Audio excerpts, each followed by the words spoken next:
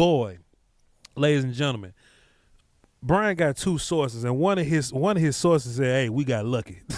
One of his quote, he said, "Hey, we got lucky. We dodged a daggone bullet. We dodged the bullet with both of our damn starting tackles, didn't we, Brian Broadus?"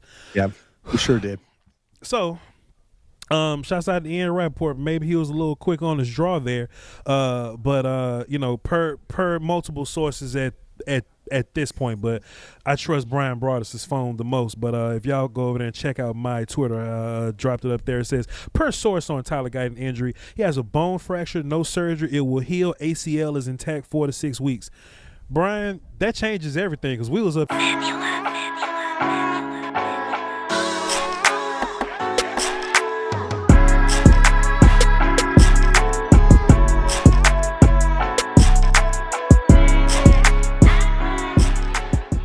What's good, people?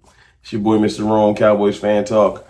Right back like I never left. What's going on with y'all, man? Good morning. Little Tyler Guyton update. Listen, if you like the content, if you was able to join the live stream last night where we pretty much streamed in real time what was going on with Tyler Guyton. It was emotional. It was, we lost him for the year. His ACL is torn because Ian Rappaport want to report that his ACL is torn and he's supposed to be a reputable source. So that's what we did. All the way into Brian Broadus and them putting out it's a bone bruise, a bone fracture, 4 to 6 weeks. To the news I got yesterday from watching the Brian Broadus and the Vach Lombardi show. Shout out to Brian and Vach. A little good nugget I'll share in a second later in the video. But it was emotional. And if you like that, hit the subscribe button, man. If you already back like you never left, man, I appreciate you. It was emotional. It was like, I don't know what we gonna do. And it let me know then, because you could talk a good game. We talk like Tyler Guyton ain't good. Tyler Guyton might need to get replaced. We was talking a good game. Till you realize how important Tyler Guyton is. We all realize how important Tyler Guyton is. And we need him. You can want him. You can want whatever you want. We need him to work out. We literally went immediately. Move Tyler Smith. Now you messing up the middle. And then what was Austin Richards-Redder? I don't know. Nathan Thomas. I don't know. I don't know if that's gonna work. Literally, we got to the point where like, call Tyron Smith. Like that's when you know you're not thinking straight. Tyron is fully retired and do not want to play. But we did serious, like tweeting it out. I was talking about it. Call Tyron. Can he give us 4 games? Can he help? That's where we was at. So the one of the first takeaways from yesterday that I realized is Tyler Guyton is extremely important and his development is important.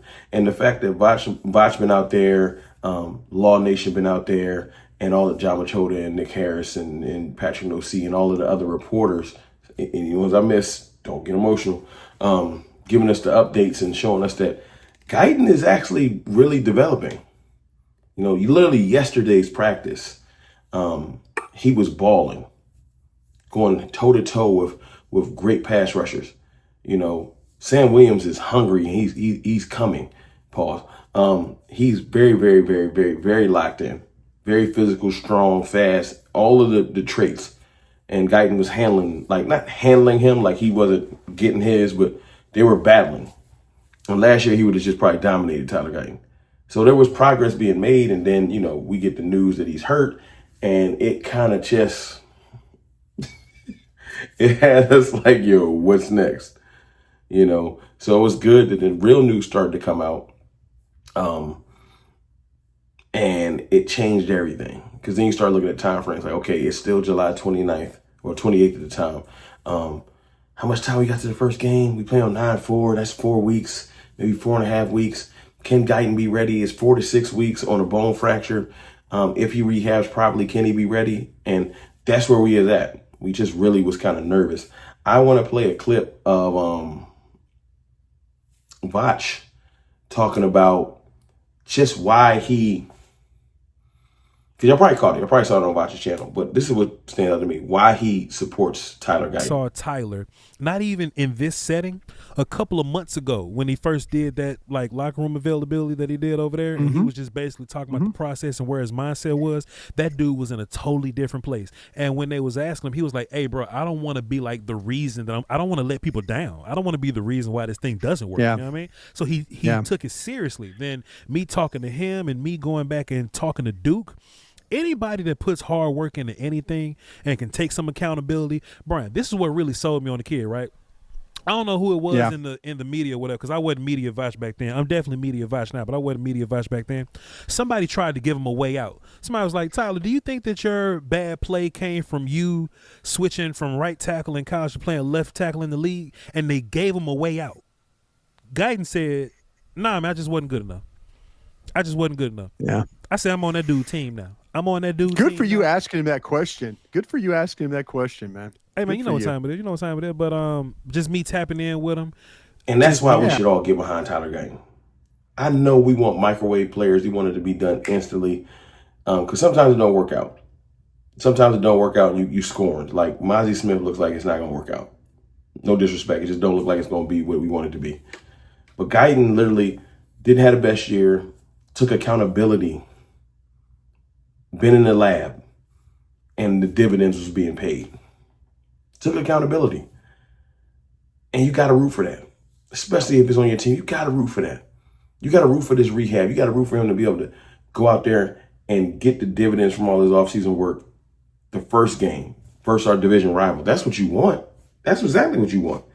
So Guyton, get healthy soon. But then Vach and them came back with the best nugget of the last 24 hours. And that's from an official team source. This is from Nick Harris, who I think he was talking to Vach on his show. And I think, like I said, almost 20,000 of y'all probably seen that show by now. But if you haven't, if you somehow missed it, and you over here, this is why me and Vach locked in, you know what I'm saying? Trust me, when I use Vach's clips, it ain't just because I'm stealing them. I didn't text and ask Vach if it's cool to use them. For anybody that's out there that's silly enough to think I'm just stealing his clips. He has said, in fact, don't listen to me. You don't want to hear me. Listen to an official source say this. I'm gonna let you. Yeah. You want to say that? Cool. There's optimism. I can say that. There's optimism that he'll be ready for the season opener. We just got a bunch of people up here just asking questions and just moving around. That there's optimism that he'll be ready. And that right there is all we needed to hear. Now, you have the people that say, will he be ready or are we going to rush him back out there? This is different than a soft tissue injury. It's probably pain tolerance and things like that. If he didn't tear his ACL, it's intact, MCL and all that stuff is intact.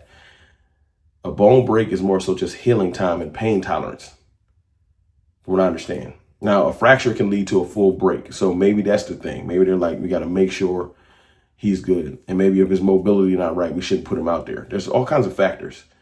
But the possibility, 4 to 6 weeks, 4 weeks from now is the start of that game. So it's not impossible. It just depends on if Guyton heals like Wolverine or do he heal like me. Because if it was overshown, he'd be ready in 2 weeks because he healed differently. We're just going to have to see. But I'm excited that that's a possibility, you know, and it gives us a chance to really work on our backup plan. So the next 4 weeks, we get to work on our backup plan, whether it's bringing someone in. Maybe we really, like, we don't have to think about it. We got to work on it. You know what I'm saying? So it'll have us better prepared for later in the season. I think it gives the coaching staff a lot to think about. And the fact that we weren't prepared, we're not ready as we thought we were if somebody went down because the entire organization, fan base, everybody panicked. You don't panic if you have a good plan in place, you know? So,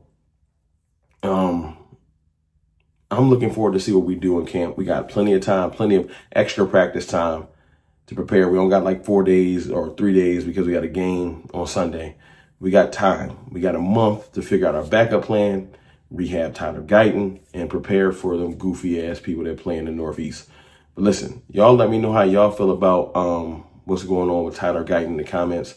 Let me know if y'all feel that you felt the importance. I felt how important he was to this team. You can't even lie no more. Everybody, the importance is crazy. You just got to hope that all that work you put in and what he was flashing and showing at camp, and it pays dividends. I appreciate y'all. I love y'all. Out.